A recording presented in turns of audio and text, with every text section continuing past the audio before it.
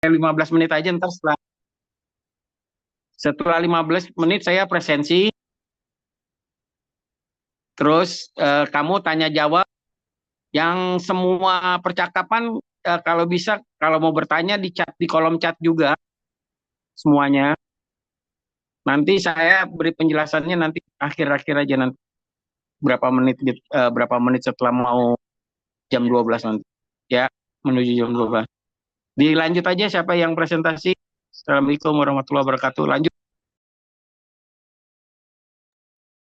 Ya, baik, Miss Cici.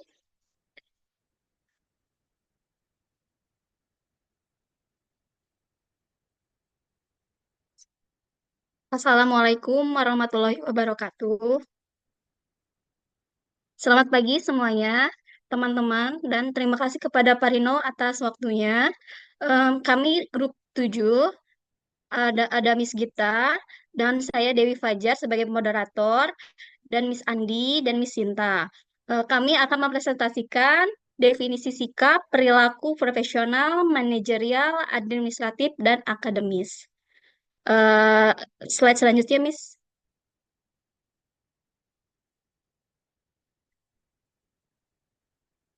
Baik, di dalam materinya ini ada yang pertama definisi sikap, kedua ada perilaku profesional, ketiga ada manajerial, keempat ada administratif, kelima ada akademis. Oke, baik. Untuk Miss Andi, silakan untuk mempresentasikannya untuk slide berikut. Terima kasih Miss Dewi. Oke, saya yang pertama kali akan memberikan presentasi. Oke, pertama adalah tentang definisi sikap. Definisi sikap adalah suatu kecenderungan atau pola pikir yang dimiliki seseorang terhadap objek, situasi atau individu tertentu, yang biasanya mencerminkan perasaan, keyakinan, dan perilaku terhadap hal tersebut. Pengertian sikap itu sendiri dapat dipandang dari berbagai unsur yang terkait seperti sikap dengan kepribadian, motif, tingkah laku, keyakinan, dan lain-lain. Sebagai reaksi, maka sikap selalu berhubungan dengan dua alternatif, yaitu senang atau like, dan tidak senang atau dislike, untuk melaksanakan atau menjauhinya. Dengan demikian, pengetahuan tentang sesuatu adalah awal yang mempengaruhi suatu sikap yang mungkin mengarah kepada suatu perbuatan. Sikap juga diartikan sebagai suatu konstruksi untuk memungkinkan terlihatnya suatu aktivitas. Secara umum, dalam berbagai referensi, sikap memiliki 3 komponen, yaitu kognitif, afektif, dan kecenderungan tindakan, yang dikutip dari Morgan dan King tahun 1975. Sikap mencakup 3 komponen utama, yaitu pertama, komponen kognitif, yaitu berhubungan dengan keyakinan atau pandangan seseorang terhadap sesuatu. Contohnya, saya percaya bahwa olahraga itu penting untuk kesehatan. Komponen kognitif merupakan aspek sikap yang berkenaan dengan penilaian individu terhadap objek atau subjek.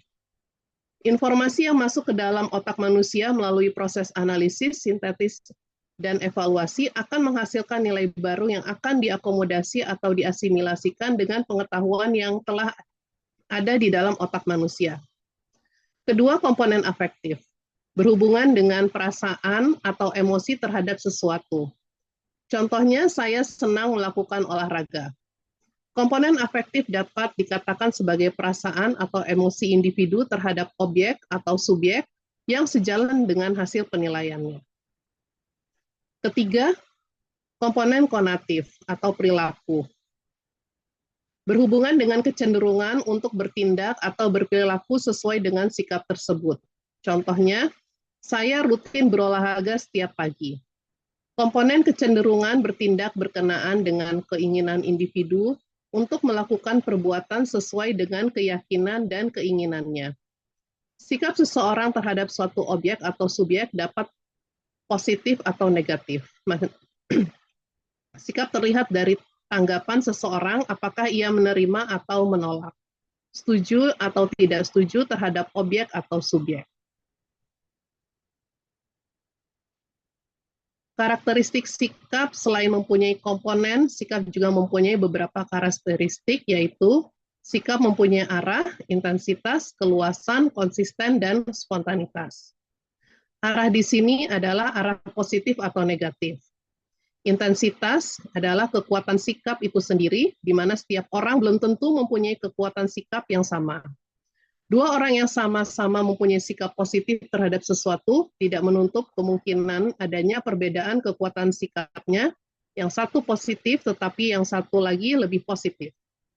Keluasan sikap meliputi cakupan aspek objek sikap yang disetujui atau tidak disetujui oleh seseorang.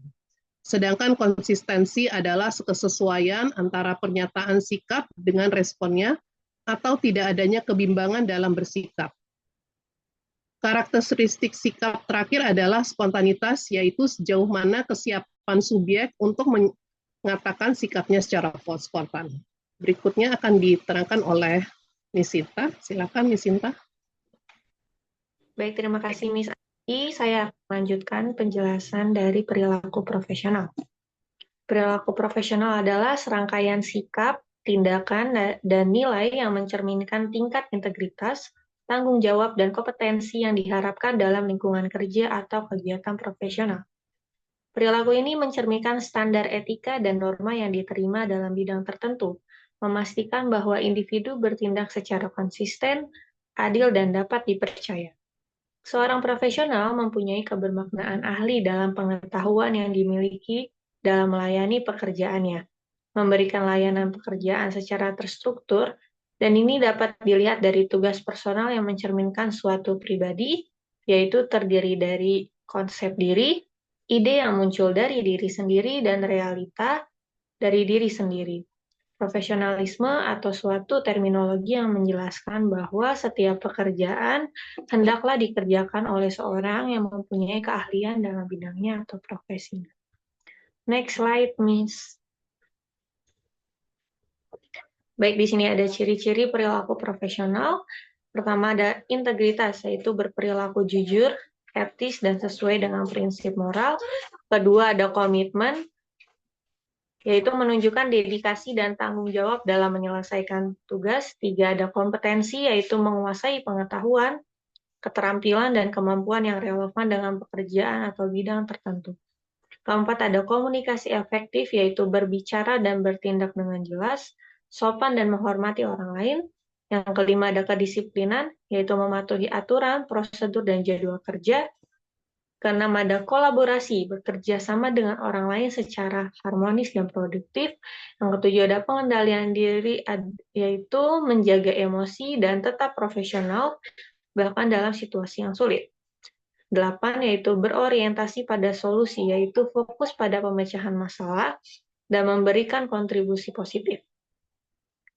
Next slide, Miss. Oke. Sebelum membahas aspek-aspek perilaku profesional, saya akan menjelaskan pentingnya perilaku profesional, yaitu membantu membangun kepercayaan diri dari kolega, atasan, atau klien, meningkatkan efisiensi kerja dan produktivitas tim, lalu mendukung reputasi dan citra baik individu maupun organisasi, dan membantu menciptakan lingkungan kerja yang sehat dan kondusif. Selanjutnya, aspek-aspek perilaku profesional. Yang pertama ada community affiliation. Afiliasi komunitas menjadikan ikatan profesi sebagai landasan. Artinya para profesi kerap memanfaatkan ikatan ini untuk membangun awareness dan identitas profesi mereka. Karena dengan berpartisipasi secara aktif dalam suatu ikatan profesi, mereka tidak hanya bisa meningkatkan pemahaman tentang bidang pekerjaan mereka. Para profesional tersebut juga dapat memperkuat jaringan komunikasi dan kolaborasi di dalam komunitas profesi yang mereka ikuti. Yang kedua adalah autonomy demand. Autonomy demand lebih menyoroti pada pandangan bahwa seorang profesional wajib mempunyai kemampuan untuk membuat keputusannya sendiri atau tanpa adanya tekanan dari luar. Kebebasan tersebut dapat mendorong para profesional untuk mengambil langkah-langkah yang dianggap paling baik dalam menjalankan tugas mereka. Hal itu pada akhirnya juga akan menghasilkan solusi yang dampaknya lebih optimal. Yang ketiga adalah belief self-regulation, yaitu menunjukkan bahwa penilaian terhadap hasil kerja seorang profesional harus berasal dari rekan sesama profesinya. Maka jika mengacu pada aspek ini, otoritas yang paling berhak dalam menilai kinerja seorang profesional adalah rekan sesama profesinya, atau bukan pihak eksternal yang tidak punya pemahaman mendalam terkait bidang pekerjaan yang ditekuninya. Keempat, ada dedication. Dedication tercermin dari totalitas seorang profesional dalam memanfaatkan pengetahuan dan keterampilannya untuk menyelesaikan suatu tugas. Selain itu, sikap ini mencerminkan komitmen yang tinggi terhadap suatu bidang pekerjaan. Artinya, para profesional tidak hanya cukup pada aspek imbalan semata, melainkan juga memiliki dorongan untuk mengejar kepuasan batin pada semua tindakan yang mereka lakukan. Kelima adalah social obligation. Social obligation merujuk pada pandangan tentang manfaat profesi dan dampak positifnya terhadap masyarakat dan profesional itu sendiri. Dalam aspek ini, kewajiban sosial dapat diartikan sebagai suatu pemahaman tentang pentingnya peran profesi dalam memberikan manfaat bagi masyarakat. Di samping itu ada pengakuan bahwa keberadaan profesi tersebut dapat memberikan keuntungan baik bagi individu yang menjalankan maupun masyarakat secara keseluruhan. Dengan kata lain, seorang profesional tidak hanya melihat pekerjaannya sebagai tugas rutin semata, tapi juga sebagai sebuah kontribusi berharga yang dapat diberikan untuk meningkatkan kesejahteraan dan keberlanjutan sosial di lingkungannya. Melalui konsep di atas, mau memberikan kita gambaran tentang bagaimana seorang profesional tidak hanya terlibat dalam tugas-tugasnya.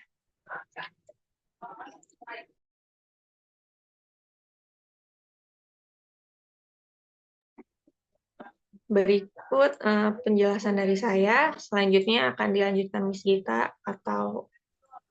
Baik, Miss. Terima kasih untuk Miss Sinta. Sebelumnya sudah 10.45. Apa Pak Rino mau absen dulu?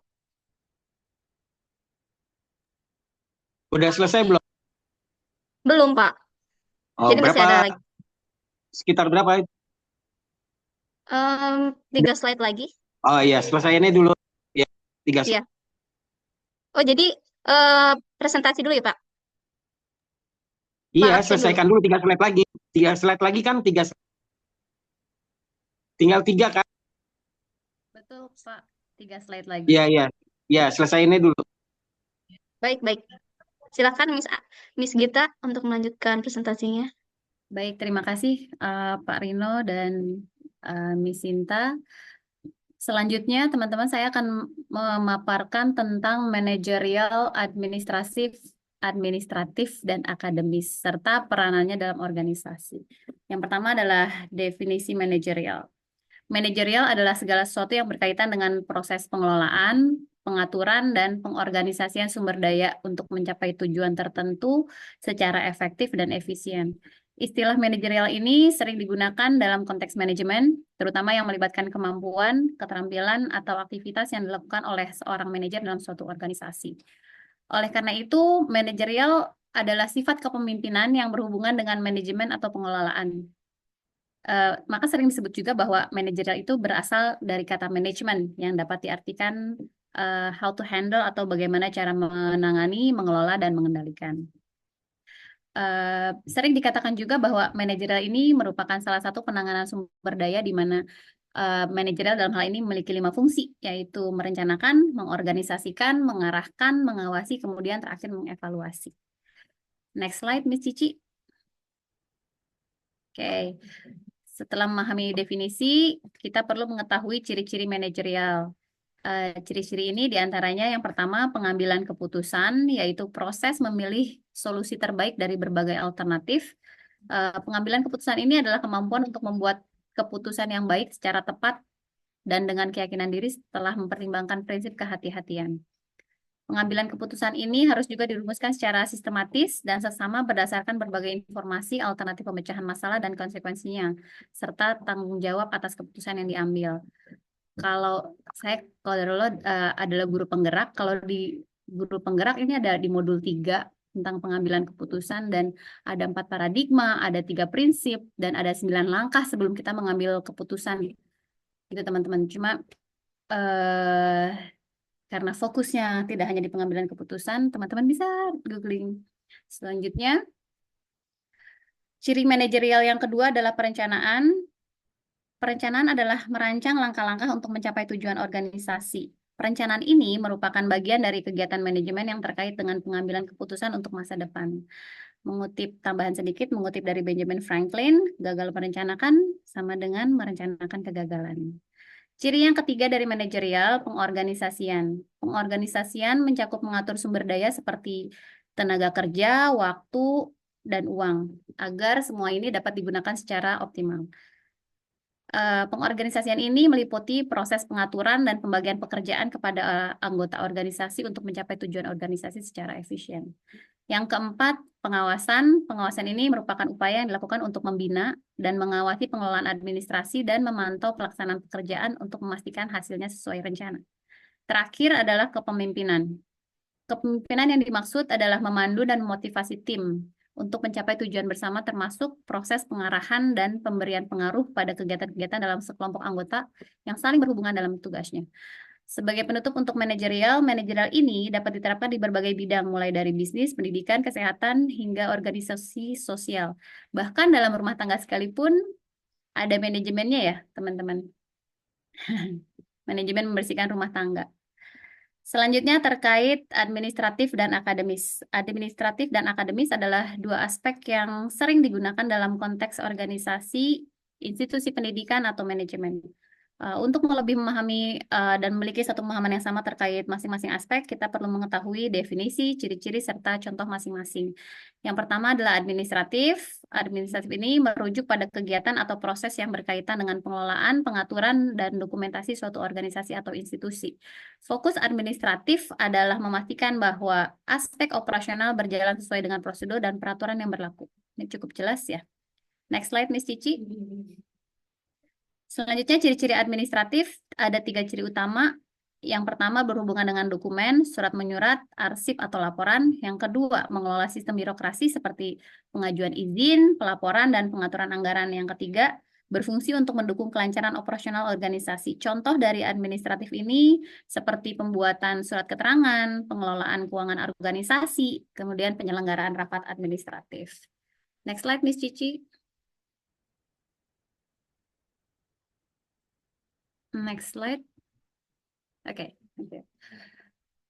Selanjutnya adalah akademis. Akademis merujuk pada kegiatan atau hal yang berkaitan dengan ilmu pengetahuan, pembelajaran, dan pengembangan intelektual di lingkungan pendidikan. Fokusnya adalah pencapaian hasil belajar, penelitian, dan pengembangan kurikulum. Kata akademis sendiri memiliki beberapa arti, yaitu berhubungan dengan akademi, bersifat ilmiah, teoritis, dan berorientasi pada pengetahuan yang berhubungan dengan pendidikan tentu.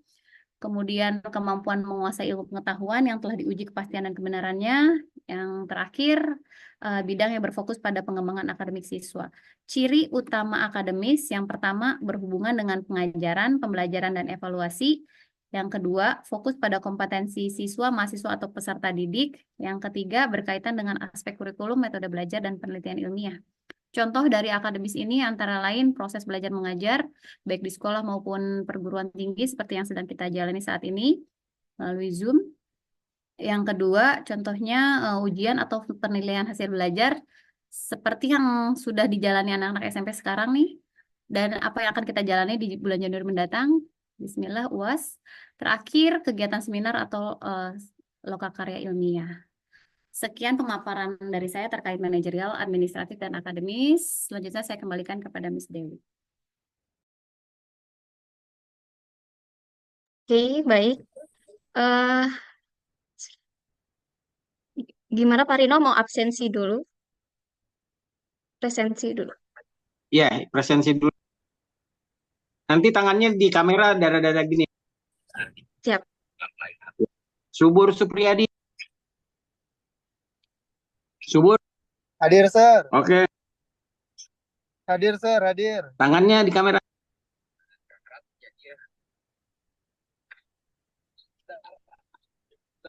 Yogi Jati Permana. Yogi.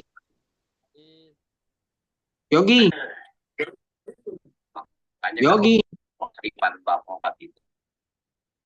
Yogi. Yogi Jati Permana. Yogi. Yogi. Ada Pak, tapi suara Ada, Pak. kecil sekali.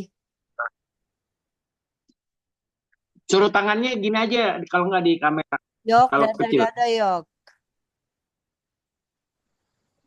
Biar ada gerakan di kamera.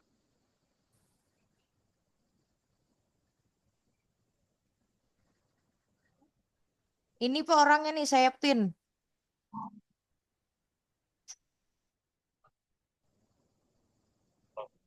Purnatul udah, iya udah. Oke. Saidina Hamzah. Saidina Hamzah. Saidina Hamzah. Ya, oke. Oke, Saidina Hamzah. Ya, sudah. Supantara. Supantara. Hadir. Oke, Hadir. ya, thank you. Ya, sudah. Lulu Sri Rahayu. Lulu. Lulu. Lulu Lulu. ini izin Pak, Lulu. dia ada tes. Oh, Lulu. Ya, jadi saya nggak contrek, berarti kosong ya. Ya Pak. Oke. Fikri Mustafa Ramzi. Hadir, Pak. Oke, makasih. Ramzi. Arum Nawang Wulan. Hadir, Pak. Oke, ya, thank you. Oke. Rismawati. Hadir, Pak. Oke, ya, thank you. Gita Gayatri Oktora. Hadir, Gita. Pak. Hadir, Pak. Oke, ya, thank you. Api Pudin. Api Hadir. Pudin. Hadir. Ya, oke, thank you. Dewi Pajar Cahya Suryaningsih. Dewi. Hadir. Hadir, Pak. Oke. Ya. Reski Anggraini. Reski. Hadir, Pak. Rizky Anggraini. Rizky, sorry ya. Ya, Rizky. Thank you. Ika Puspita Ningsih. Hadir, Prof. Hadir, Prof. Oke, thank you. Ya, sudah. Ya, Prof. Thank you. Andi Simpurusia Pazar. Andi. Hadir Pak Dr. Rino. Oke, ya. Sendia hari ini. Sendia hari ini. Sendia hari ini. Nggak ada ya, minta. Sendia hari ini nggak ada. Sendia hari ini. Ada Pak, ada. Ntar saya pin nih anaknya. Ini Pak. Kenapa dimatiin kameranya? Enggak, ini on kok Pak. Oh, kenapa mic-nya kecil juga? Enggak, dia mute Pak kayaknya. Sendi hari ini jangan di mute. Mute woi. Tapi Pak itu orangnya ya Pak, ada ya. Udah saya pin.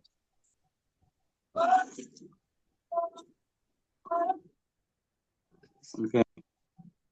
Sri Astuti. Sri. Hadir, Prof. Hadir. Oke. Ya, sudah. Dian Rosdiana Nur. Dian. Hadir, Pak. Hadir. Oke, ya, thank you. Ya, sudah. Lili Nur Hasanah. Hadir, Pak. Oke, Lili. Ya. Jul Hijrah Jahara. Jul Hijrah. Pak. Hadir, Pak. Ya, oke, sudah. Priscilia Putri. Hadir, Pak. Oke, ya, thank you. Intan Tri Lestari. Hadir, Pak. Oke. Ya, sudah. Cinta Lestari. Hadir, Pak. Cinta. Hadir, Pak. Oke. Ya, sudah. Lili Dahlia. Hadir, Pak. Lili. Oke, ya. Ya, sudah. Sri Puji Lestari. Sri Puji. Pak. Hadir. Oke, ya. Ya, sudah. Thank you. Cinta Widianto. Hadir, Pak. Oke, ya, thank you. Salman Al-Farisi. Hadir, Pak. Hadir, Sir. Mana? Ya, oke, Salman. Ya, sudah. Gilang Rizky Aditya. Gilang. Present, Sir. Present. Ya, oke. Kusmiati. Hadir, Pak. Oke, ya. Maratun Soleha. Hadir, Maratun. Hadir. Hadir, Pak. Oke, ya. Hadir. Oke. Ya, sudah. Nuraida Rahma. Hadir, Nuraida. Pak. Oke, ya. Raden Siti Nurul Herdaningsih. Hadir, Pak. Oke, ya. Lesilio. Puspitasari, Lesi. Hadir, Prof. Oke, ya, sudah. Mita Yulian Sasmita. Hadir, Pak. Oke. Erika Prihatin. Hadir, Pak. Tangannya dada. Ya. Ya, gitu. Yuniawati. Hadir. Yuniawati. Hadir. Oke, ya, thank you. Geni Despriani. Geni. Hadir, Pak. Oke, ya, thank you, Geni. Yudis Perdana. Yudis. Hadir, Pak. Ya, oke. Sulis Setioharti. Asma, Andayani. Pak. Sakit. Iya, tadi dia berarti WA saya juga. Bengek. Saya udah ini. Iya, sudah saya ini. Muhammad Alwi Al-Kalsa. Muhammad Hadir. Alwi. Hadir. Tangannya ya, oke, thank you. Revina Herawati Sinaga. Hadir, Pak. Hadir. Ya, oke, sudah. Maria Teresia Manani. Hadir. Oke, ya ada. Sawalia Putri Andini. Sawalia. Hadir, Pak. Hadir. Ya, oke. Ya, sudah. Dita Putri Rahmat. Hadir, Pak. Hadir. Oke, ya. Titis Arul. Hadir, Pak. Oke, ya. Dia Rahmasari. Dia. Hadir. Oke, dia, thank you. Notburga Astriviana. Ilu. Notburga. Hadir, Pak. Hadir, Pak. Ngambilnya kemana-mana Ya, oke, ya, thank you. Adi Irma Suryani. Hadir, Pak. Hadir. Oke, ya sudah. Tes Pinta Novinses. Hadir, Pak. Oke, ya. Septi Widya Eka Putri. Hadir, Pak. Oke, ya sudah. Supala Warman. Supala Warman. Hadir, Pak, lagi di jalan. Hadir, Pak. Ya, oke, ya. Oke. Nurul Aini. Hadir, Pak. Nurul. Hadir, Pak. Ya, oke. Ya sudah. Sandi Suwardi. Sandi. Sandi. Hadir, Pak. Hadir. Ya, oke, sudah. Thank you. Ya, dilanjut. Bikin buat pertanyaan atau menambahkan, menyanggah. Nanti kalau sudah bicara, tolong diketik di kolom chat biar saya nanti ada jejak digitalnya juga ya. Dilanjut aja. Ya, terima kasih. Pak Dokter, maaf tadi Subur Supriyadi terpental, Pak Dokter.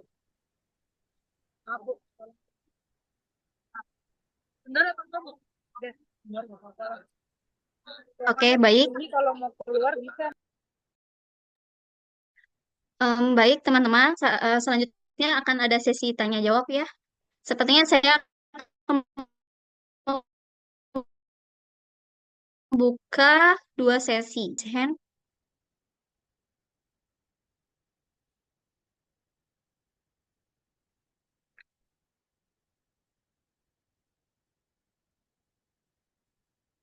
Oke. Sebentar. Di saya ada Miss Revina. Ya, silakan Miss Revina mau bertanya apa? Terima kasih untuk kesempatannya, luar biasa ya presentasi hari ini, ya keren sekali. Adapun pertanyaan yang ingin saya mau tanyakan yaitu mengenai faktor-faktor apa saja yang mempengaruhi pengembangan profesionalisme dalam manajerial pendidikan. Faktor-faktor apa saja? Sebentar ya, saya catat. Yang mempengaruhi pengembangan profesionalisme dalam manajerial pendidikan. Ya, benar. Oke, terima kasih, Miss.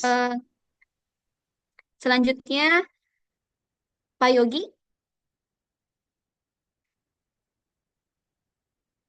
Selanjutnya, Pak Yogi akan bertanya apa?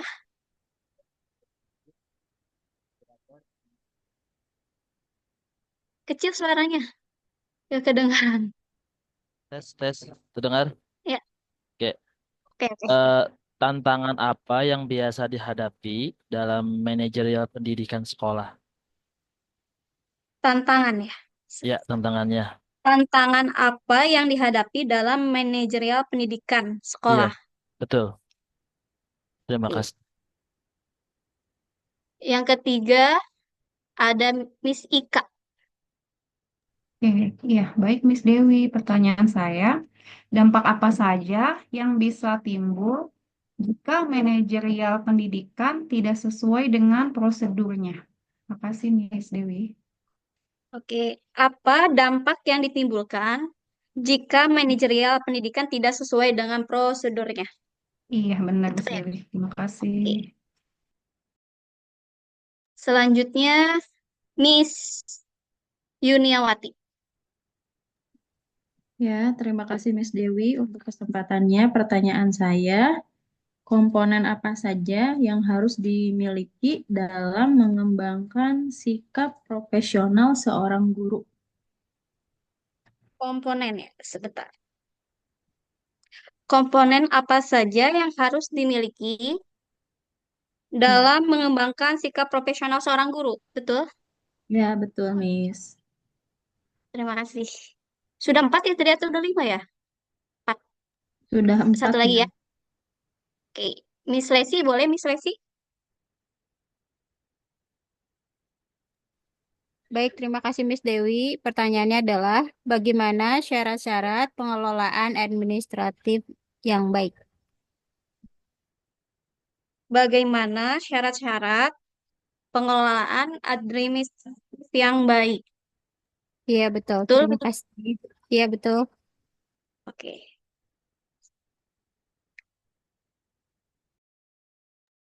Baik, teman-teman. Selanjutnya akan dibantu jawab ya sama teman kita. Untuk pertanyaannya yang pertama tadi itu Miss Revina ya, Miss Revina. Sebentar. Revi.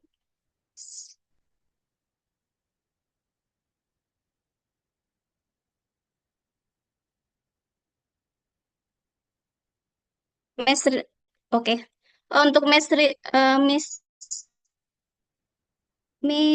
Revina ya, tadi yang pertama. Iya, benar sekali, Oke, Miss. benar. Pertanyaannya faktor-faktor apa saja yang mempengaruhi pengembangan profesionalisme dalam manajer pendidikan? Oke, itu akan dibantu sama saya jawab ya. Oke, faktor-faktornya yaitu yang pertama usaha pengembangan profesionalitas akan ditemukan beberapa faktor pendukung. Yang pertama, memiliki kerjasama antar instansi terkait. Kedua, memiliki semangat loyalitas yang tinggi dalam mengembangkan tugasnya. Yang ketiga, menerima setiap masukan dan saran yang diberikan oleh supervisor dan pihak lain. Yang terakhir, faktornya itu mengembangkan kualitas keprofesionalannya. Cukup?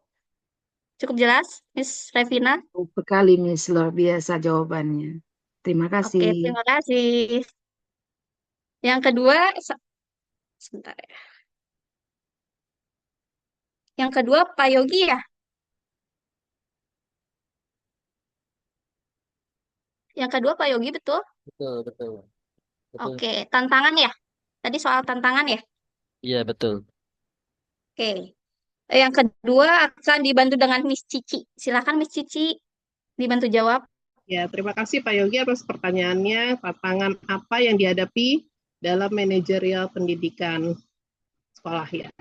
Oke, beberapa tantangan umum ya yang dapat dihadapi dalam manajerial pendidikan itu adalah perubahan kebijakan pendidikan, terus juga keterbatasan sumber daya, perubahan demografi dan keanekaragaman. Dan tantangannya yang lain adalah teknologi dan inovasi, serta kualitas pengajaran dan pembelajaran, juga penilaian dan akuntabilitas. Itu Pak Yogi jawabannya. Cukup, Miss, cukup. Terima kasih. Sama-sama, Pak Yogi. Oke, terima kasih Miss Sinta dan Pak Yogi. Selanjutnya pertanyaan ketiga, Miss Ika, betul? Iya, betul, Miss Miss. Ika. Oke. Iya. Pertanyaannya, apa dampak yang ditimbulkan jika manajerial pendidikan tidak sesuai dengan prosedurnya ya? Iya, benar, Miss. Oke. Saya bantu jawab. Untuk dampaknya ya, ada 3. Yang saya temukan di sini ada prestasi kerja yang tidak maksimal. Yang kedua ada pelayanan pendidikan yang tidak tepat sasaran. Yang terakhir ada pendidikan tidak akan berkualitas. Itulah dampak yang ditimbulkan jika manajerial pendidikan tidak sesuai. Cukup jelas, Miss Ika? Jelas, Miss Dewi. Thank you, Miss. Terima kasih. Selanjutnya, pertanyaan keempat, Miss Yuni ya? Betul nggak ya, Miss Yuni? Ya, Yuniawati. ya. Betul. Tadi bertanya tentang komponen ya. Akan dibantu jawab dengan Miss Cici. Silakan Miss Cici.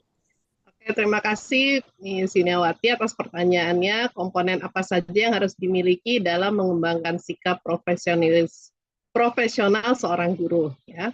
Oke, ada beberapa komponen ya Miss ya untuk sikap profesional guru yang dapat diidentifikasi. Pertama, kompetensi pedagogik, yaitu standar kompetensi yang harus dimiliki oleh seorang guru agar dapat mengajar dengan baik dan benar. Kedua, kompetensi profesional, yaitu meliputi pengetahuan dan pemahaman mendalam tentang mata pelajaran yang diajarkan, serta upaya untuk terus mengembangkan dan memperbarui pengetahuan tersebut. Ketiga, kompetensi kepribadian dan sosial, yaitu merupakan kemampuan guru dalam menunjukkan sikap yang baik, menjadi contoh yang positif bagi siswa, serta memiliki hubungan yang baik dengan siswa, rekan kerja, dan masyarakat sekitar. Dan yang terakhir adalah kompetensi manajerial, yaitu melibatkan kemampuan guru dalam mengelola waktu, sumber daya, dan lingkungan pembelajaran. Itu saja Miss Yuniawati, gimana?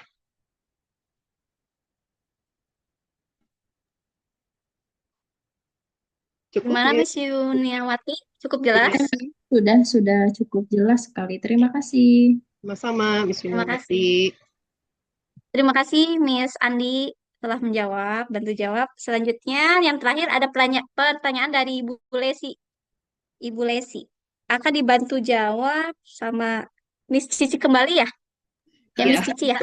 Bisa bantu jawab Miss Lesi? Miss Lesi, terima kasih pertanyaannya, yaitu bagaimana syarat-syarat pengelolaan administratif yang baik. Oke, syarat pengelolaan administratif yang baik itu adalah memiliki sistem pengarsipan yang terstruktur dan jelas, dan juga menggunakan alat digital untuk mengelola administrasi, serta menentukan tugas dan tanggung jawab setiap orang. Dan juga syarat yang lain adalah mengatur dokumen berdasarkan kategori, membuat prosedur operasional atau SOP untuk semua aktivitas administrasi. Dan yang terakhir adalah melakukan audit administrasi secara berkala. Bagaimana Miss Lesi? Itu saja jawaban dari kami. Baik, terima kasih informasinya jelas sekali. Oke, terima kasih. Terima kasih Miss Lesi dan Miss Andi, Miss Cici. Selanjutnya saya akan membuka sesi kedua ya. Oke, di sini saya melihat ada Miss Ade Irma. Silakan Miss Ade Irma. Baik, terima kasih atas kesempatan yang diberikan. Di sini saya ingin bertanya mengenai kendala apa yang dihadapi dalam meningkatkan kemampuan akademis seseorang. Cukup jelas, Miss? Kendala ya. Kendala ya. Iya. Coba bisa kendala diulang apa yang soalnya. dihadapi dalam meningkatkan Pertanyaannya? kemampuan akademis seseorang?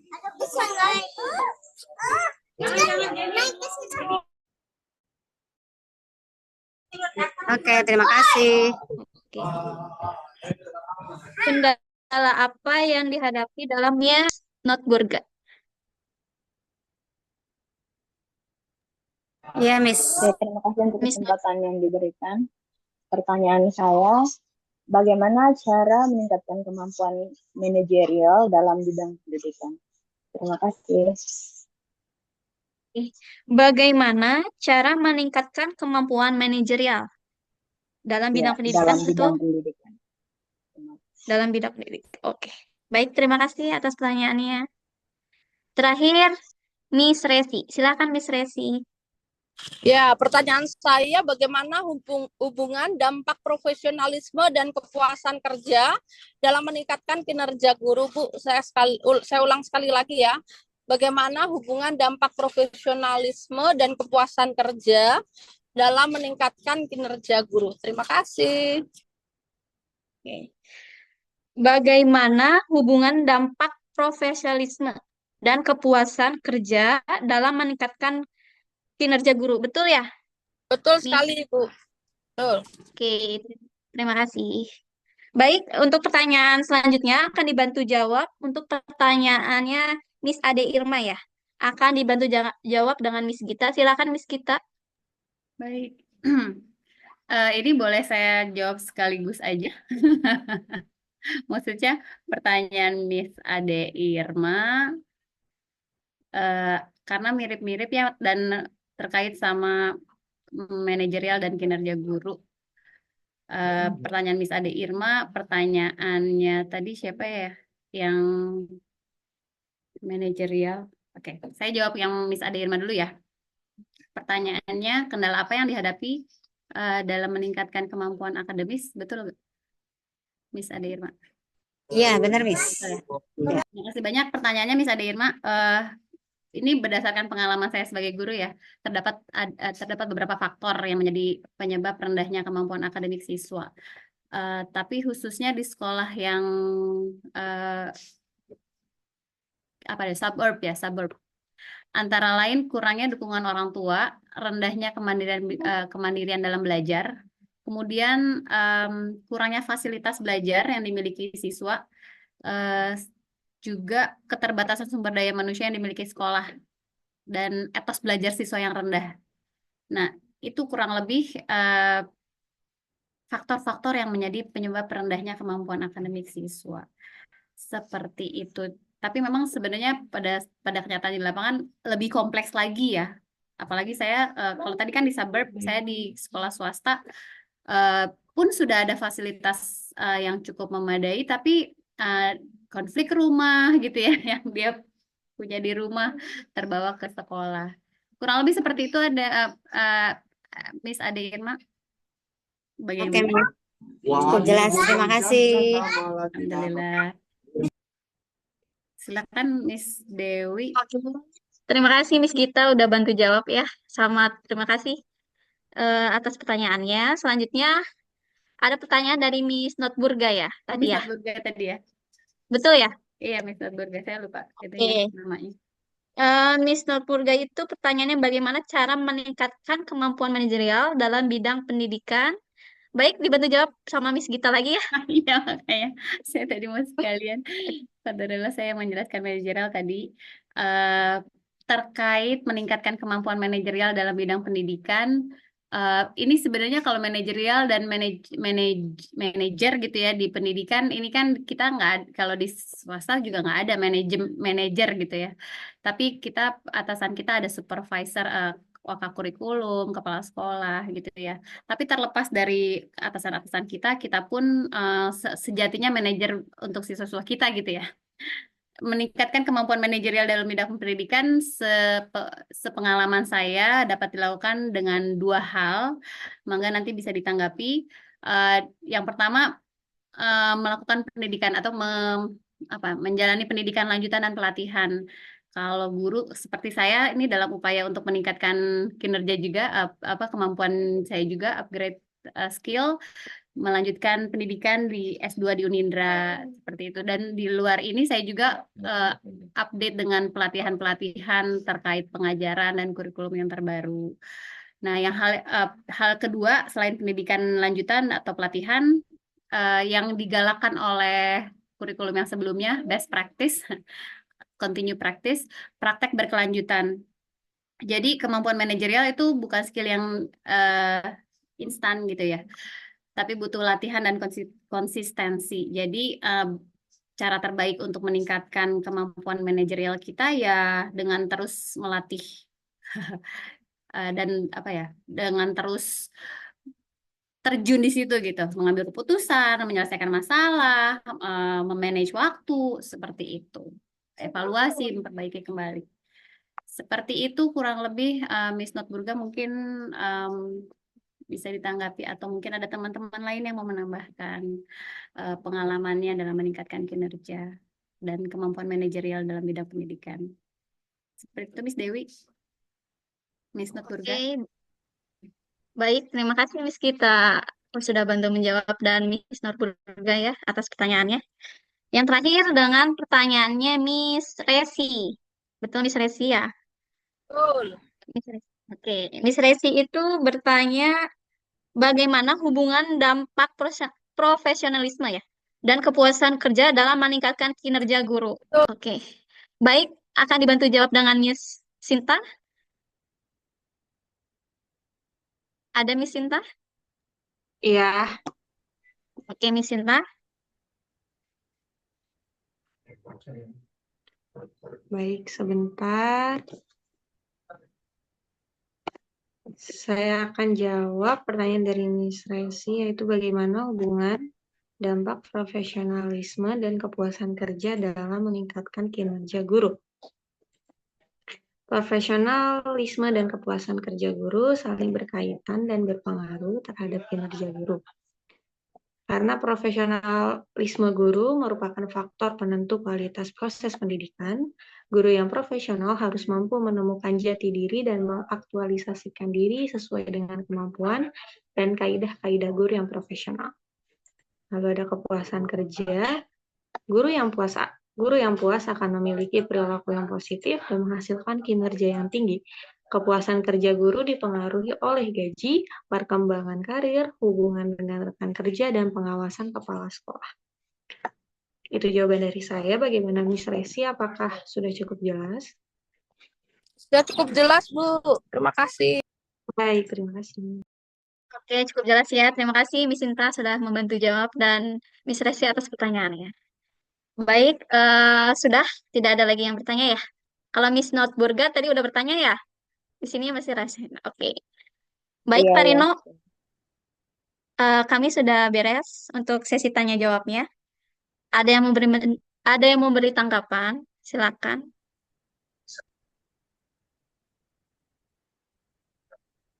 Ada lagi yang mau bertanya? Ada lagi nggak? Atau mau menambahkan, mau menyanggah atau gimana? Oke, kalau nggak ada, saya ambil alih dulu ya. Baik, Pak. Ya. Jadi pada intinya, manajer itu sebenarnya kita juga manajer gitu. Ibu guru juga manajer gitu. Bapak guru manajer, kepala. Tapi kalau yang di sekolah yang umum-umum aja, kita ada pimpinan. Ada kepala sekolah, ada direktur, ada apa. Kalau di perusahaan, ada komisaris, kayak gitu ya. Yang bisa mengambil keputusan. Nah, kita kenapa disebut manajer juga? Kan kita kan di rumah punya suami, kalau dia bisa memanage keluarga kita. Jadi kita pokoknya ya kita berdua saling di suami istri saling memberikan sikap dan toleransi yang sama gitu. Sikap perilaku kita sama-sama. Itu pada intinya gitu jadinya. Jadi kita punya sikap nggak bisa di luar yang kita mau seenaknya aja gitu. Jadi ada pakemnya gitu. Ada jalur-jalur yang nggak boleh dilanggar gitu. Itu yang kita manajerial. Artinya apa? Yang seperti saya yang bilang, waktu itu jadi kalau ada masalah, selesaikan masalah tersebut dengan baik dan benar. Itu yang itu. Tapi kalau ada masalah yang masih kurang kena dan kita kurang cocok gitu, itu bisa diperbaiki atau dicari bagaimana secara solusi jalan keluarnya bisa yang terbaik gitu. Jadi pada intinya kita semua sebenarnya manajer gitu. Manajernya minimal dalam dalam diri kita dan keluarga gitu. Apalagi kalau kita memang punya manajer di sekolah gitu. Kayak saya juga kan punya manajer rektor saya kayak gitu ya kan. Punya teman-teman, punya apa? Punya teman mitra kerja atau apa kayak gitu. Itu kan sama gitu. Nah, disitulah kita memberikan sikap-sikap dan arah tujuan yang bisa dicapai bersama gitu. Itu tujuan organisasi pada intinya itu. Jadi manajemen itu adalah kalau orang ekonomi biasanya tahu nih masalah kayak kalau S1 manajemen atau ekonomi itu ada kayak ini apa perencanaan kayak jadi ada perencanaan ada sampai evaluasi gitu. Jadi perencanaan, terus ada pengorganisasian, ada arahan, ada evaluasi. Nah, itu manajemen itu. Jadi semua dijalankan dengan tertata dengan rapi gitu. Jadi kamu kalau kayak sekarang gini, kamu kan mau kemana-mana kan ada aturan diri sendiri gitu, ada aturan. Oh, saya bangun pagi saya bangun, terus ngapain, terus endingnya mau kemana kayak begitu, mau sekolah, mau kerja atau apa. Nah, itu dari proses-proses semua memanage semua gitu. Memanage baik dalam diri, dalam sekolahan, dalam pekerjaan, atau bekerja sama dengan berkolaborasi atau bekerja sama dengan tim. Itu yang pekerjaan manajerial, manajemen gitu. Jadi bersama-sama ya untuk menghasilkan tujuan yang sama, punya goalnya sama gitu. Gitu. Jadi semua arahan-arahan juga bisa diinikan semua gitu. Nah, baik dia secara mau secara intens terus menerus kan kita kan kelihatannya kalau jadi guru wah intensitas kita jadi dosen juga intensitas kita ya mengajar, terus selain mengajar kita bikin apa, bikin jurnal, bikin laporan kerja kita, membuat sasaran kerja guru, sasaran kerja dosen untuk apa kayak begitu, semuanya harus ada tertata rapi gitu. Ada arahan-arahan yang tidak bisa diinikan. Dan ini juga harus dikerjakan dengan secara konsisten tadi yang benar di dalam PPT ini gitu. Dalam PPT ini kayak konsisten. Kalau kamu nggak konsisten bikin pekerjaan ini akan menjadi linglung atau tidak tepat sasaran gitu. Nah, yang pokoknya pekerjaan-pekerjaan ini bisa dicapai dengan baik. Nah, kenapa kalau kita tidak tercapai dengan baik, perilaku-perilaku yang dihadapi di dalam hidup kita atau di dalam kita berorganisasi, berteman atau punya bersaudara apa dengan apa, itu semua ditujukan untuk mencapai hasil-hasil yang telah akan dicapai gitu. Jadi nggak bisa kita sendiri juga gitu. Namanya tim, namanya kita punya tujuan, makanya kita jadi guru atau apapun juga lah profesinya, atau mau kita usaha sendiri, dagang pun itu punya tujuan yang jelas gitu. Ujungnya apa kalau dagang ya, untuk mencapai untuk mencari keuntungan yang sebesar-besarnya, kan prinsip ekonomi begitu. Jadi dagang tujuannya begitu, kalau kita ngajar tujuannya mencerdaskan anak didik kita supaya lebih cerdas lagi daripada kita sebagai guru atau dosennya. Itu yang kita harapkan. Nah, perilaku-perilaku yang tidak sesuai, tidak tepat, itu juga harus ditinggalkan gitu. Perilaku-perilaku itu. Perilaku yang banyak macam-macam lah. Baik peserta didik kita, perilakunya, itu juga kalau misalnya ada yang salah, kita luruskan, kita benarkan gitu. Dan kita nggak boleh juga membuat kekasaran atau bernegatif terhadap anak didik kita itu gitu, dengan ngebully atau mencaci maki atau apapun juga gitu. Itu yang nggak baik. Makanya saya mengharapkan kita mempunyai perilaku-perilaku yang baik, yang sopan, yang beradab, berkeadilan kayak begitu, dan yang sesuai dengan pedoman Pancasila gitu yang ada di 5 sila. Itu kan semua cerminan perilaku-perilaku kita yang kita harus kerjakan gitu. Mempunyai ketuhanan sampai kita bermusyawarah dan berkeadilan semua gitu. Kayak begitu. Jadi prinsip-prinsip yang yang diutamakan adalah supaya berketepatan kita mencapai tujuan yang akan kita capai. Jadi manajerial itu ya seperti itu gitu. Ada organisasinya, ada orangnya, ada alatnya. Biasa kalau saya dulu manajemen gitu. Yang penting ada orangnya, ada alatnya, ada toolsnya, ada yang bisa kita sebagai tambahan-tambahan yang akan kita capai kayak begitu. Itu yang utama sih ya. Makanya kita harus mengharapkan tadi saya kepental juga nih ininya juga nggak kelihatan apa namanya kolom chatnya udah hilang. Kamu bisa bacakan misalnya tadi apa aja coba. Karena di kolom chat saya tadi saya sempat mentok dan sempat hilang, tapi saya berusaha masuk lagi, makanya sekarang bisa ketemu lagi gitu. Karena saya nggak tahu apakah kepental dari saya apa, karena saya juga untuk bisa ini semua gitu. Nah, itu yang tadi kalau yang profesionalismenya itu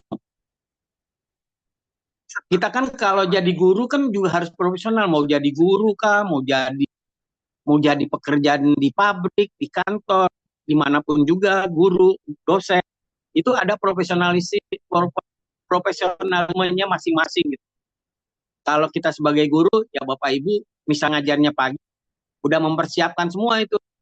Kita sebagai dosen juga mempersiapkan, misalnya mempersiapkan alat-alatnya, gimana kita cara nanti untuk belajar dengan materi-materi yang telah akan diajarkan oleh kita gitu. Jadi kita ini jadi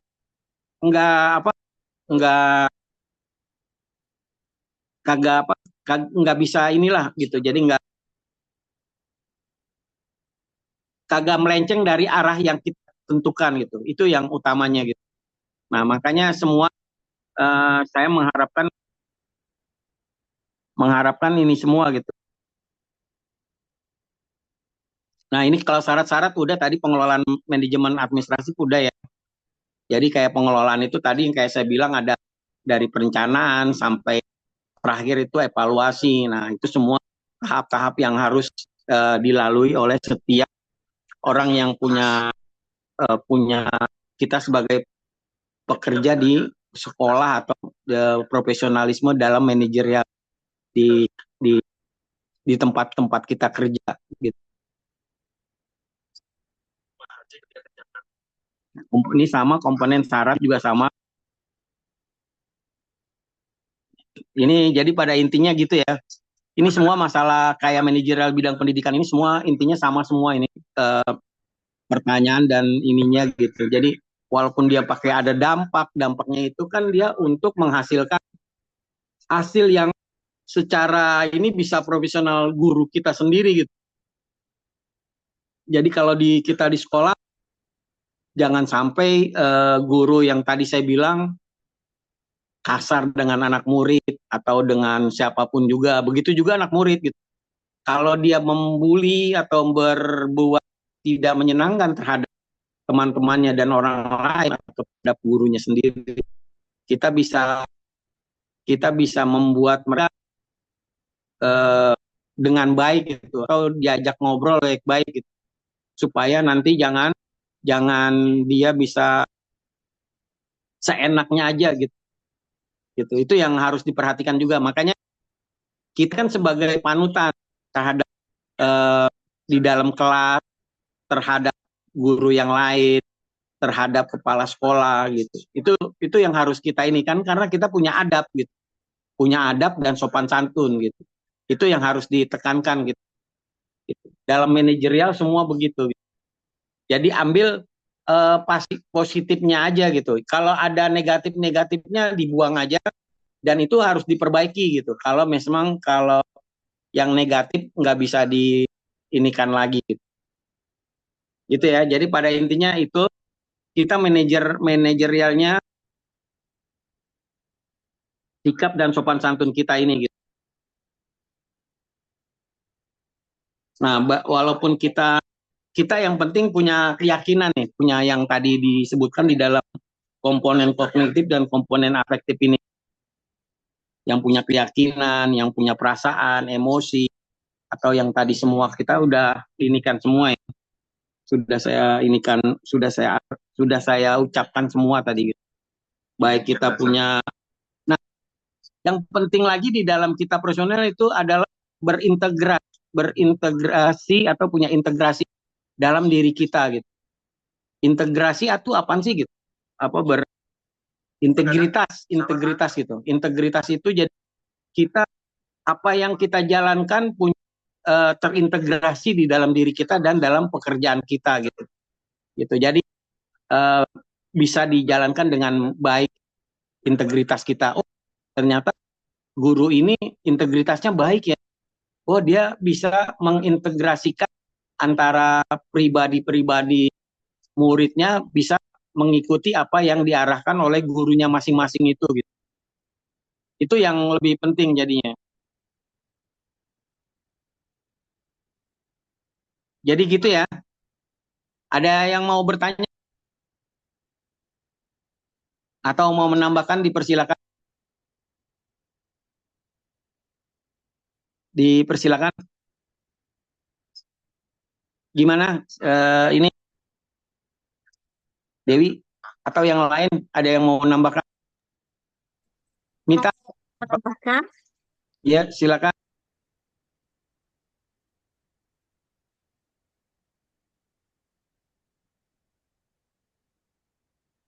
Ini semua sebenarnya udah jelas semua nih di dalam tadi PPT-nya semua ya. Iya, Pak. Ya, jadi semua nih yang ciri-ciri perilaku profesional nih, yang manajerial nih, integrasi, integritas, komitmen, kompetensi, komunikasi efektif, kedisiplinan, kolaborasi, pengenalan diri, berorientasi pada solusi. Ujung-ujungnya memang kita nih memberikan solusi terhadap apa yang kita tujukan gitu, yang kita ingin capai gitu. Jadi di dalam ciri-ciri ini juga bisa menyatu semua gitu, apapun juga yang bisa dijalankan gitu. Pak, Dipersilakan, ada yang mau bertanya? Saya mau bertanya, Pak. Ya, silakan. Ya, Sri. Ya, saya mau bertanya, bagaimana sikap seorang guru ketika menyikapi siswanya itu yang yang tidak mau mematuhi peraturan. Yang pertama, karena siswa sekarang itu dengan siswa yang dulu itu berbeda, Pak. Anak zaman sekarang dengan anak yang dulu itu berbeda. Bahkan yayasan saya itu malah istilahnya malah menyarankan gurunya itu harus banyak untuk mengalah kepada siswa. Tapi itu justru menimbulkan dampak yang sangat negatif, begitu Pak. Ya, oke, makasih ya. Siapa namanya? Sri. Ya memang beda dulu sama sekarang tuh beda jauh banget gitu. Zaman saya tuh kalau saya diomelin sama guru, saya diem gitu kayak orang ketakutan gitu, ya kan? Kalau kita nggak ngerjain PR, zaman saya dulu saya takut, kadang tidak hadir gitu. Saya takut diomelin sama guru itu, akhirnya saya nggak masuk kayak gitu ya. Tapi kalau sekarang kelihatannya memang anak-anak sekarang nih lebih berani gitu ya, lebih berani dalam artinya, tapi berani yang tidak pada proporsional, tidak pada tempatnya gitu. Suka ngelawan gitu, suka. Tapi memang yang harus dijaga, kita walaupun sudah anak-anak sekarang mau Gen Z atau anak-anak yang kemarin sebelum Gen Z atau apapun juga gitu, itu memang sudah perubahannya terlalu drastis gitu. Karena perkembangan zaman ini kan ya mau diapakan gitu. Jadi kita sebagai guru dan semuanya paling kita ini aja lah gitu. Kalau seandainya anak-anak tersebut masih nggak bisa dibilangin atau nggak bisa dikasih tahu, ya kita pelan-pelan aja, pelan-pelan dulu lah terhadap mereka gitu. Karena kenapa? Biasanya kalau anak-anak sekarang kalau dikasih tahu itu semakin ngelawan, kalau udah dikasih tahu semakin kayak ngelawan gitu, ngelunjak, kayak semacam nantangin. Udah, pokoknya anak didik kita kalau misalnya kita kasih tahu malah dia yang lebih galak dari kita gitu. Itu yang dihadapi pada zaman-zaman sekarang ini gitu. Jadi Oh, berarti kita sebagai guru harus lebih mempertahankan apa ya istilahnya sikapnya yang baik gitu ya Pak. Nggak boleh. ya sikap yang baik, sikap sebagai guru kita udah baik. Kalau memang ada anak yang seperti itu, kita juga jangan ngelawan mereka. Karena kalau kita kita beremosi lagi, mereka tuh nanti akan tambah nekat atau tambah ini apa macam kayak berani terus gitu. Jadi gitu. Jadi semakin kita makanya kita tadi punya emosinya, jangan sampai emosi kita terlalu meluap-luap gitu. Kita marahin anak didik kita secara meluap-luap gitu. Itu kita juga nggak bagus gitu.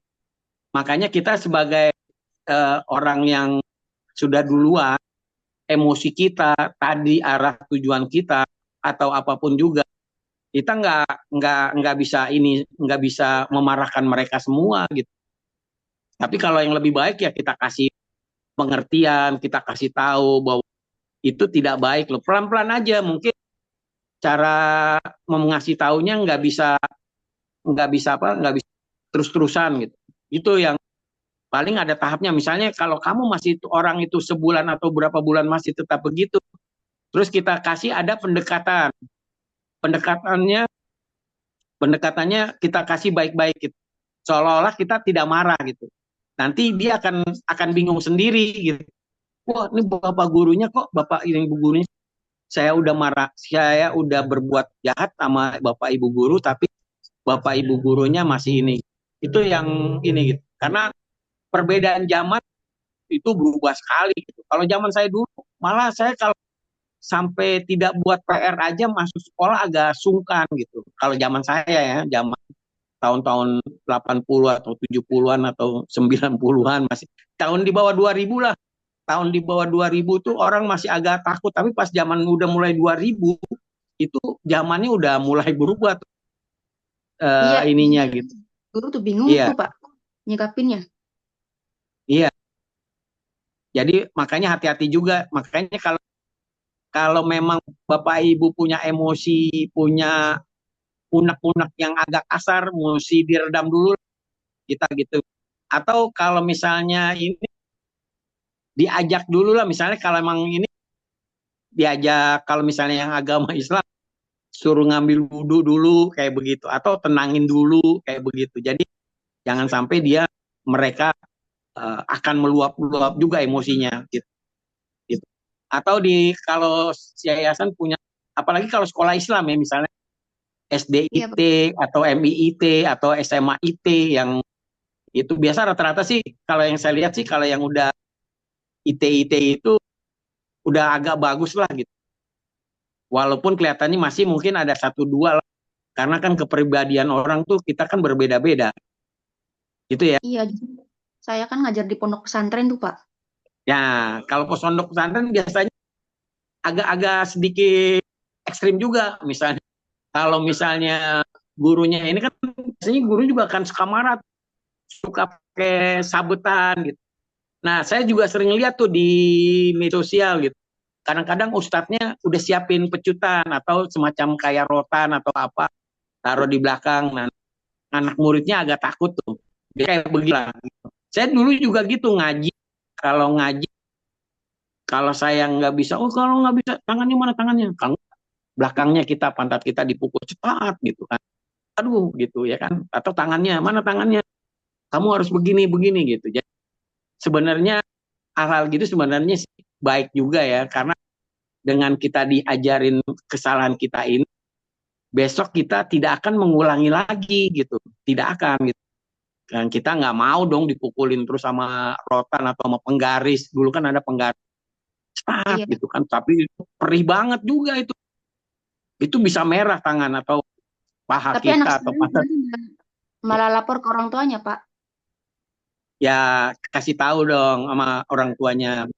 Kalau Bapak misalnya memang mempertahankan gitu, ini Bapak tolong ajarin juga anak Bapak, kan gitu, ngomong baik-baik. Kita sudah memberitahu Pak, Bapak anak Bapak. Atau nanti pas kamu mau ngambil rapot atau apa, pas panggil sama orang tua, atau mungkin biasanya kan dia ada perwalian kelas, Iya, wali iya. kelas iya. Jadi ada semacam persatuan guru dan orang tua murid ya. Nah, kamu di situ ajak dialog orang tuanya gitu. Pak, nanti pas dikasih arahan mau semesteran atau mau ujian, Bapak anak ini masih kurang nih, kurang bagus nih nilainya, perilakunya, adabnya, sopan santunnya, kan begitu. Nanti akan tolong Pak nanti di rumah diperbaiki gitu. Itu kan. Jadi semacam ada evaluasi juga gitu. Kalau walaupun dia dilapor, tapi kita juga jangan sampai kita berbuat negatif sampai sampai emosi kita meledak-ledak terhadap anak tersebut. Nah, itu juga nggak boleh. Itu nanti malah kena juga gitu. Ya, makanya jangan sampai kita emosi kita melebihi apa yang kita inginkan. Itu jangan. Pokoknya jangan kayak gitu. Ada lagi yang lain? Pak, mau ngasih tanggapan, Pak, masalah Ya, tersebut. silakan. Tidak hanya anak-anak aja sih yang sekarang seperti itu, Pak. Kita juga kadang-kadang guru-guru zaman now juga kadang-kadang dengan guru-guru yang sudah senior juga itu ada perbedaan juga, Pak. Terus terang saya sebagai selaku manajerial di sekolah, kadang memang perbedaan usia atau zaman ini kadang mempengaruhi bagaimana kita berinteraksi dengan mereka, begitu. Terlihat ada yang mungkin yang senior mengatakan guru-guru sekarang tidak tegas kepada anak, gitu kan ya. Tapi guru-guru yang senior kadang lupa juga bahwa zamannya itu sudah berbeda, begitu ya. Untuk sekarang memang nggak bisa lagi seperti dulu yang kita harus bisa bersahabat. Kita harus sekarang itu harus bisa meyakinkan anak-anak itu untuk mereka percaya kepada kita. Sehingga apapun omongan kita, mereka akan trust dan mereka akan mengikuti apa yang kita akan sampaikan. Tapi kalau kita sudah langsung kasih batasan setiap datang terus kita mengomentari kesalahannya, kemudian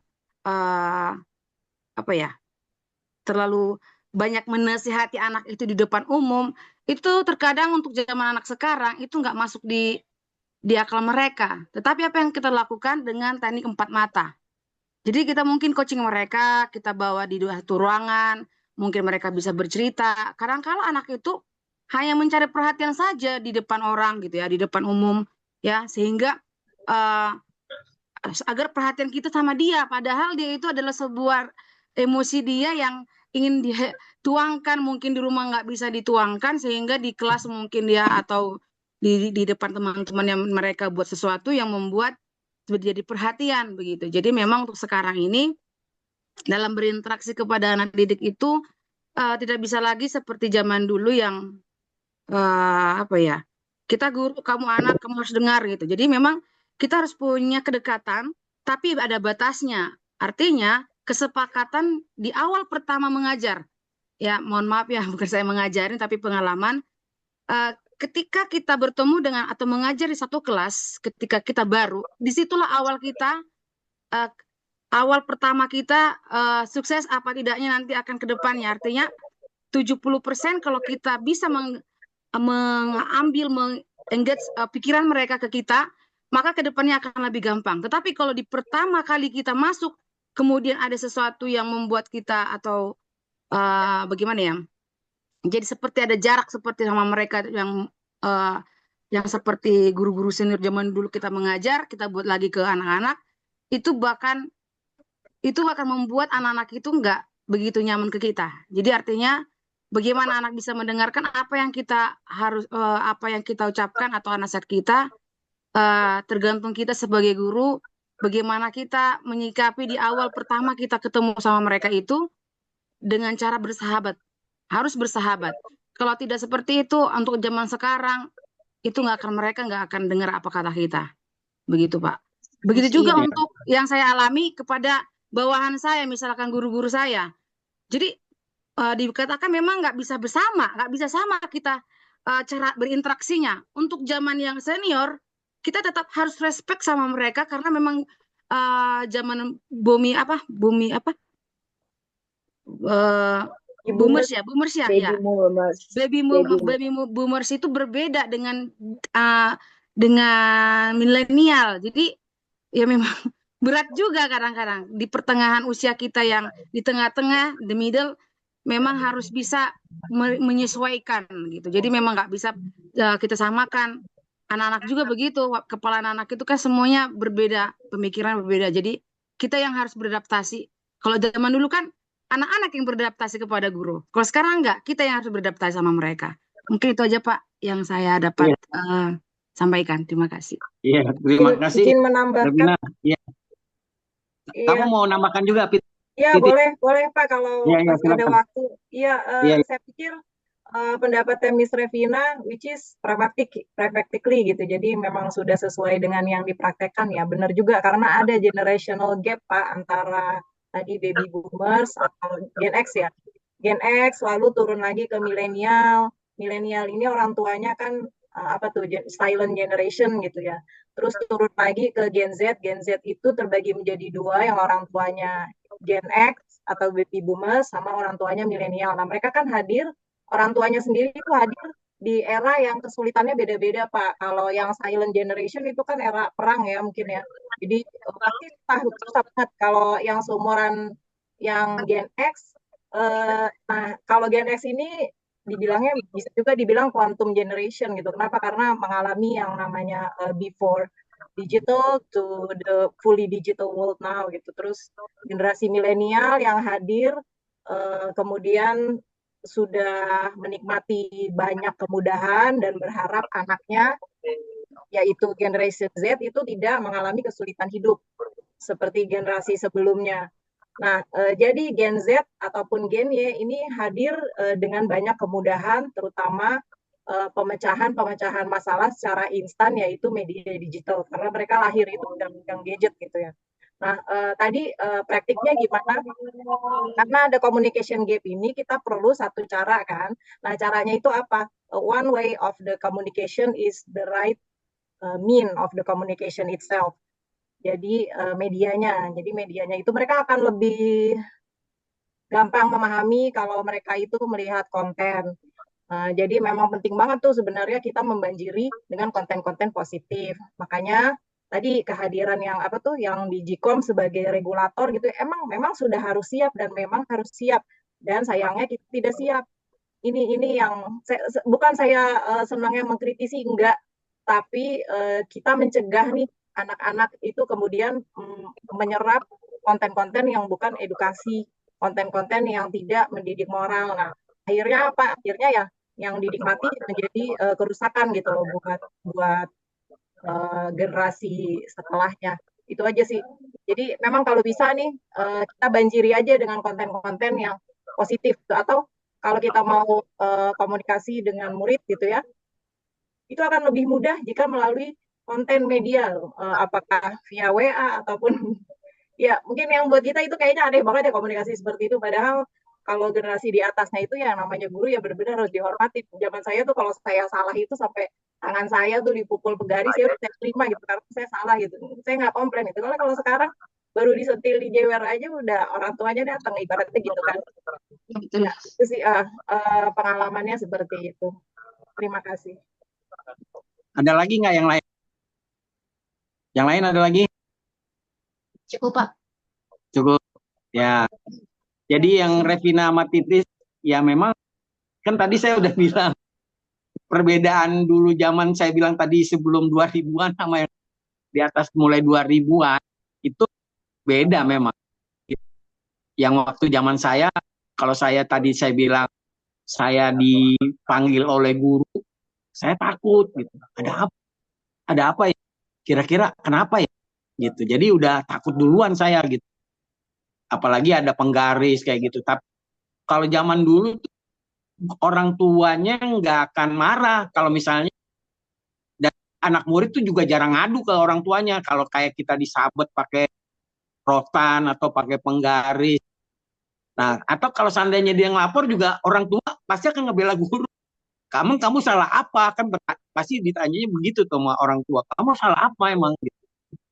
Atau kalau sekarang juga mungkin ada, tapi kalau sekarang kan orang tua kalau dikasih tahu begitu, orang tuanya yang akan marah sama kita gitu. Ya kan seolah-olah anaknya yang benar gitu. Itu juga kalau zaman sekarang ya mulai di atas 2000-an yang saya omong ini. Jadi kalau sekarang itu yang lebih emosi itu memang orang tuanya gitu. Itu juga harus hati-hati gitu.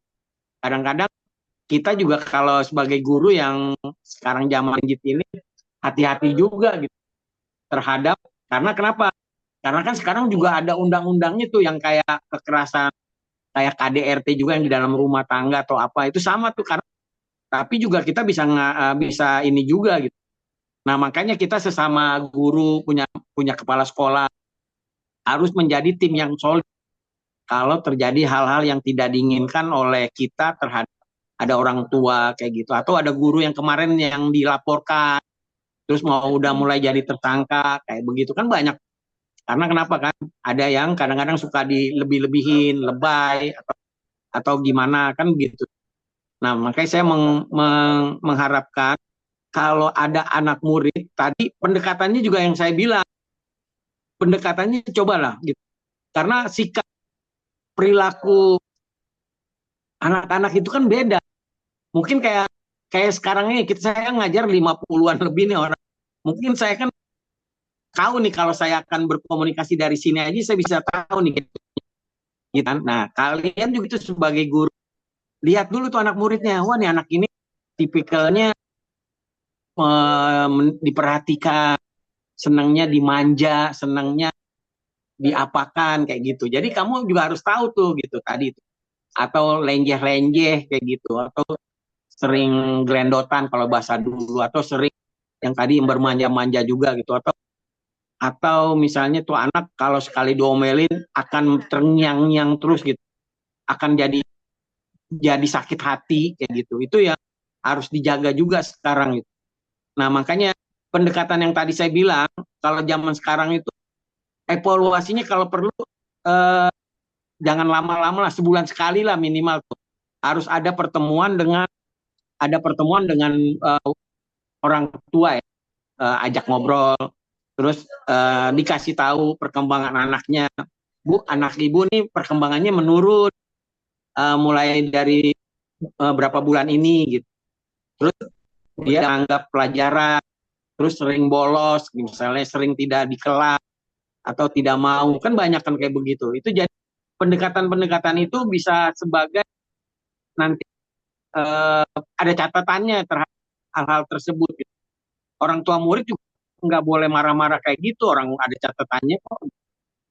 Kalau saya diamin juga anak ibu akan lebih bahaya lagi kalau sampai di luar gitu. Jadi head to head atau face to face gitu. Kita sebagai guru apapun juga, mau kita sebagai guru BK, guru ngajar, guru apa, kita pendekatannya harus baik-baik lagi.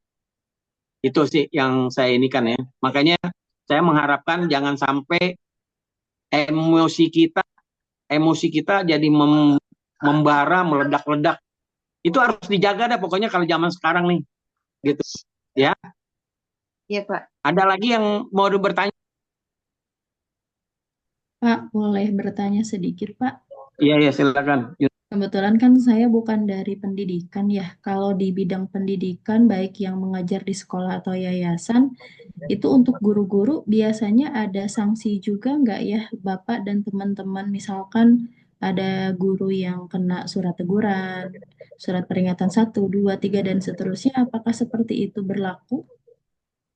Ya, ada kan tadi namanya manajemen kan ada, tadi saya bilang manajemen. Semua kalau semua ada gitu, ada.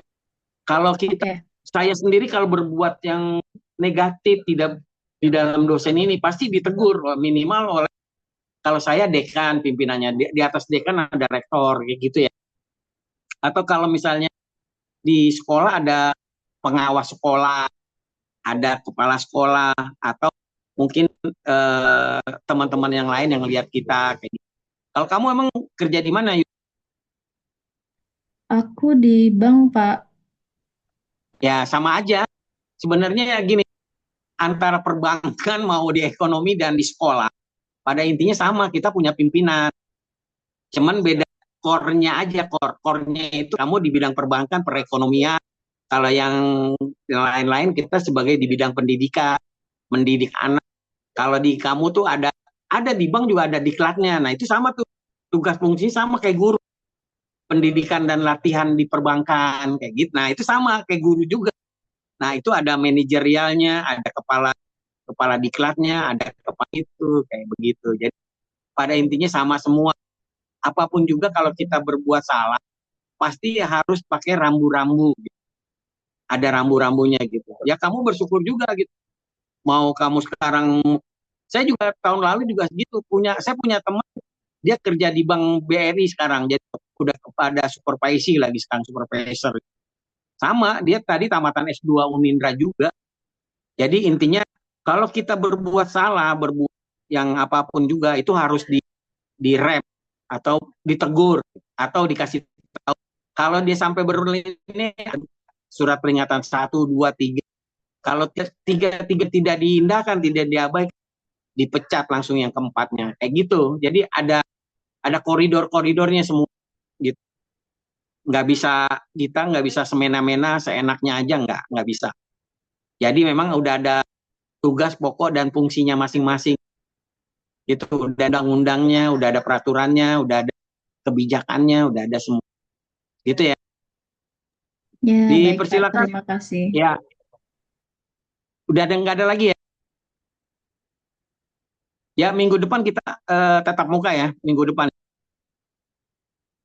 Jangan lupa presentasi siapa Hamzah ya tadi minggu depan.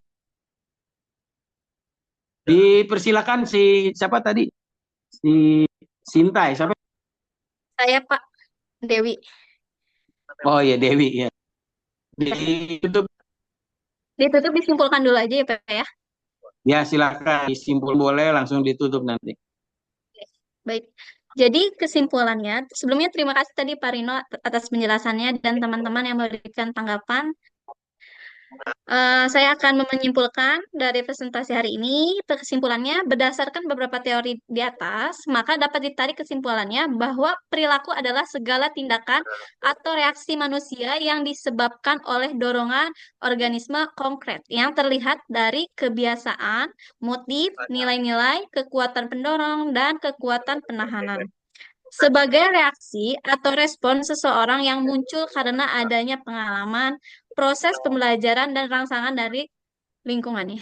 Adapun indikatornya adalah respon terhadap lingkungan, hasil proses mengajar, ekspresi konkret berupa sikap, kata-kata, dan perbuatan. Cukup sekian dari kelompok kami.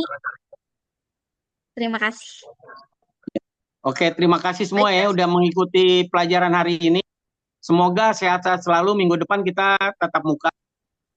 Ya, jadi ya tetap muka. Dan jangan lupa nanti pas sudah ini dipersiapkan PPT-nya kita sedikit nanti banyak tanya jawab kayak gini juga gitu ya. Mungkin dari saya cukup sekian. Billahi taufiq wal hidayah. Assalamualaikum warahmatullahi wabarakatuh. Selamat siang. Semoga sehat selalu semua ya. Terima kasih Pak. Saya izin pamit keluar ya. Dokter Rino.